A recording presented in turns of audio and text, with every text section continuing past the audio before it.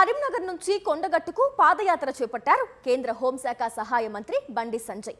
ఈ పాదయాత్రలో బీజేపీ శ్రేణులు భారీగా పాల్గొన్నారు. స్థానిక సంస్థల్లో గెలిచిన మొక్కు తీర్చుకునేందుకు కొండగట్టు పాదయాత్ర చేపట్టామన్నారు బండి సంజయ్.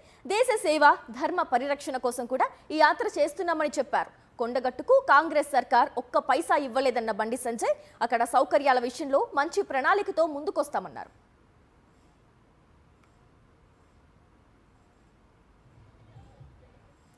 కేంద్ర హోంశాఖ సహాయ మంత్రి బండి సంజయ్తో మా ప్రతినిధి రమణ ఫేస్ టు ఫేస్.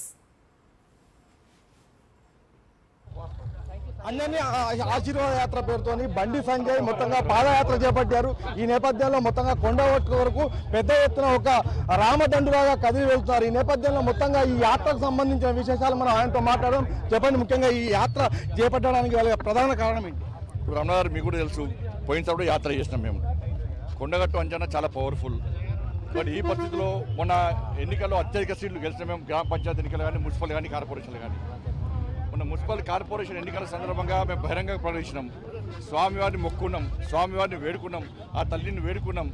కాబట్టి మేము కర్నూలులో మేయర్ స్థానాన్ని గెలుచుకుంటే దాంతోపాటు అందరూ కూడా స్వామివారి ఆశీర్వాదంతో, ప్రజల ఆశీర్వాదంతో కలిసి ప్రజాపతులు అందరం కలిసి కూడా కొండగట్టు అంజన్న యాత్రకు నడుచుకుంటూ వస్తామని చెప్పి మొక్కున్నాం. కాబట్టి ఆ మొక్కు తెచ్చుకోవడానికి ఇవాళ యాత్ర చేస్తున్నాం మేము. అంటే ఈ మత రాజకీయాలు చేస్తారు మొత్తంగా, అంటే ఎప్పుడైనా కూడా ఇలాంటి సెంటిమెంట్స్ రెచ్చగొట్టి రాజకీయాలు నడిపిస్తారనే ఒక వాదనను అటు కాంగ్రెస్ కానీ, బీఆర్ఎస్ కానీ ఎప్పుడు తెరపైకి తెస్తుంటుంది. ఈ క్రమంలో ఈ యాత్ర ఎలా చూడాలి?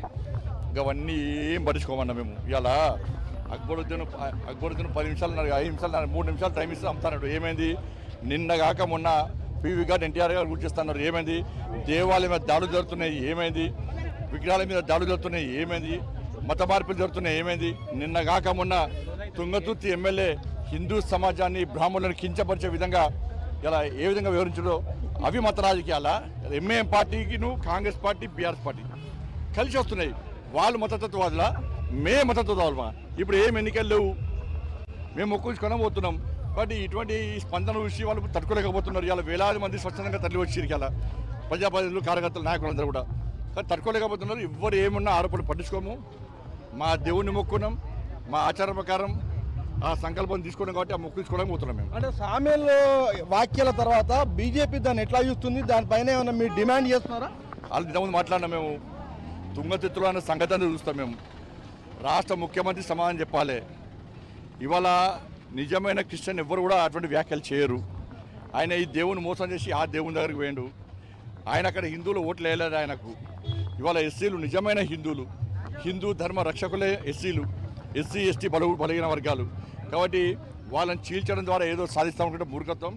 ఇలా తుంగతుర్తి ఎమ్మెల్యే మీద క్రిమినల్ యాక్షన్ తీసుకోవాలి, ఆయన డిస్క్వాలిఫై అయ్యాలి.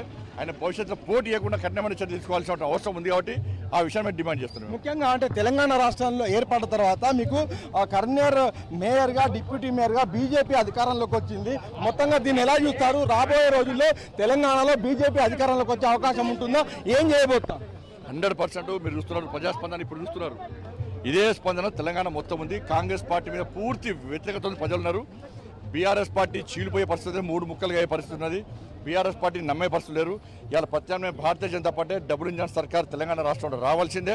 వస్తేనే అభివృద్ధి జరుగుతుంది, నీ అవినీతి రహిత పాలన కొనసాగుతుందని చెప్పి ఒక విశ్వాసం, నమ్మకం ప్రజల లోపల ఉంది. కాబట్టి ఎట్టి పరిస్థితుల్లో తెలంగాణ రాష్ట్రంలో ఎప్పుడు ఎన్నికలు వచ్చినా భారతీయ జనతా పార్టీ స్వతగా మెజార్టీ సాధించి అధికారం చేయించుకోబోతుంది. ఇది ముఖ్యంగా ఇక్కడ బండి సంజయ్ కేంద్ర హోంశాఖ సహాయ మంత్రి చెప్తున్నారు.